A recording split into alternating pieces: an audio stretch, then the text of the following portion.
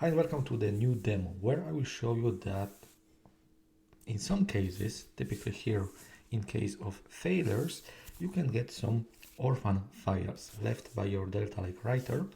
But the good news is that these files, at least as long as you stick into the Delta protocol, so as long as you rely your processing on the commit logs, the good news is that those files will not be used in the processing jobs, but they will still be there, and that's one of the reasons why you should consider running the vacuum operation so that you can save some space and also get rid of these unnecessary files for listing operations on your data lake storage.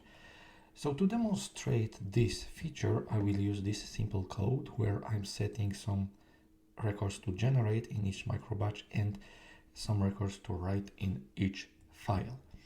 And typically here you will see that more specifically later, but I will try to create the same file manually than Delta Lake. So, and the Delta Lake writer will fail with the file already exists exception, and it will leave some of the already created files in the table storage. So let me first go to this location.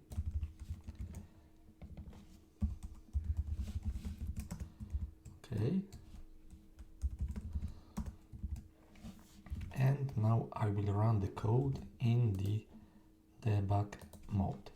Just check. Yes, I have all the breakpoints, even though some of them are not necessary for this demo. I will leave them like that because all of them serve me to write the blog post, which is linked in the description of this video, by the way. So if you want to get more information about Delta Lake Writer, yeah, feel free to take a look at the blog post. So now you are waiting for the sync initialization. So this is for schema overwriting part. You can maybe disable it just to not annoy us. Yes, here too I'm testing the schema. And now we are initializing the data writer. And the data writer is partition based and it creates some files for each task that's composed either by this part or this part. If this is a change data field file for us, this time you can see that here we have something like part 000. Do we have something here? Not yet, because there is nothing written. That's normal. Oh, sorry, my mistake. I should have gone to the warehouse location instead of the table. So let's go there. Okay, we don't have any files, so I will keep the job.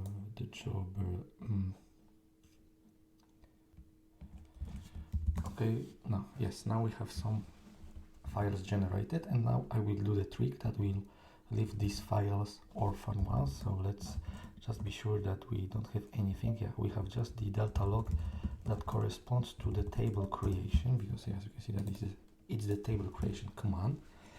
Now there is another tasks. Okay. And yes, yeah, we have already a current path. So what I will do right now is that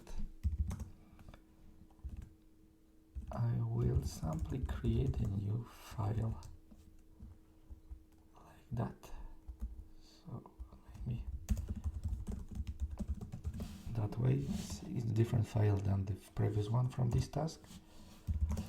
And as you can see, it's already there. And now the writer will fail because of this.